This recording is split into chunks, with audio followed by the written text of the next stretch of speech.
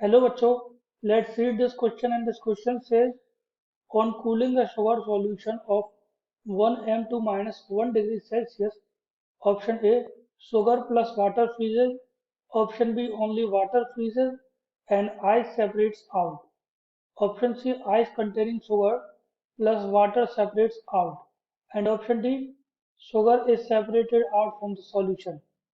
तो इस क्वेश्चन को सॉल्व करने से पहले जानते हैं कि ये क्वेश्चन किस की कॉन्सेप्ट पर बेस्ड होता है।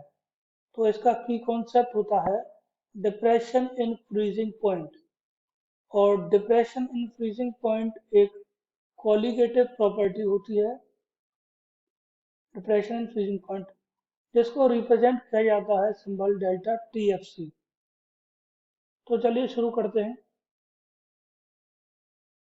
देखिए वाटर जो होता है, ये क्वेश्चन में रखा है on cooling a sugar solution of 1 molar to minus 1 degree Celsius. Sugar solution है।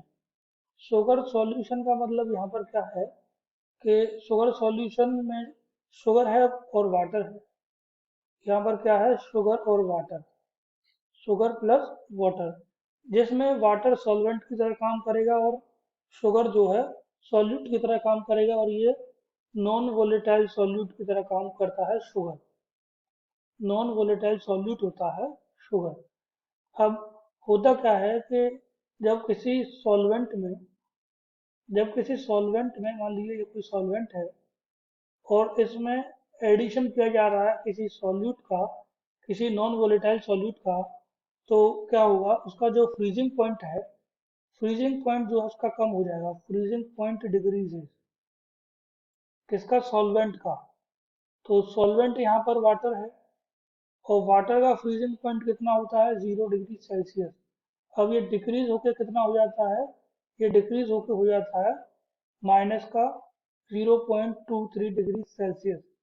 बट अब क्या होता है कि अब इतना टेम्परेचर इसको देंगे, माइनस का 0.23 डिग्री सेल्सियस टेम्परेचर अगर इसको देंगे तो इसका फ्रीजिंग स्टार्ट हो जाएगा, वाटर का फ्रीजिंग, जिसमें शुगर होगा। अब लेकिन यहाँ पर जो टेम्परेचर दिया जा रहा है वो -1 डिग्री सेल्सियस दिया जा रहा है, और -1 डिग्री सेल्सियस तो और कम हुआ, मीन्स जो शुगर सॉल्यूशन है वो फ्रीजिंग स्टार्ट करेगा। तो देखिए होता क्या है, जब टेम्परेचर कम किया जाता है, देखिए टेम्परेचर डिक्रीज किया जा रहा है इसमें, और टेम्परेचर डिक्रीज करने से क्या होता है कि सॉल्युबिलिटी कम हो जाता है। और सॉल्युबिलिटी किसका, शुगर का सॉल्युबिलिटी कम हो जाएगा वाटर में। तो सॉल्युबिलिटी कम होने से क्या होगा, जो जो डिजोल्व शुगर है वो उसका सेपरेट हो जाएगा, और जो वाटर है, वाटर जो है वाटर फ्रीज हो जाएगा, वाटर फ्रीज हो जाएगा। और आपका सॉल्यूट है जो आपका सॉल्यूट है वो आपको सेपरेट हो जाएगा as a crystal, as a crystal ये सेपरेट हो जाएगा। इसमें एडिशन किया है सॉल्यूट का। देखिए ये जो नॉन वोलेटाइल सॉल्यूट का अगर इसमें एडिशन करते हैं तो फ्रीजिंग पॉइंट जो है डिक्रीज हो जाता है।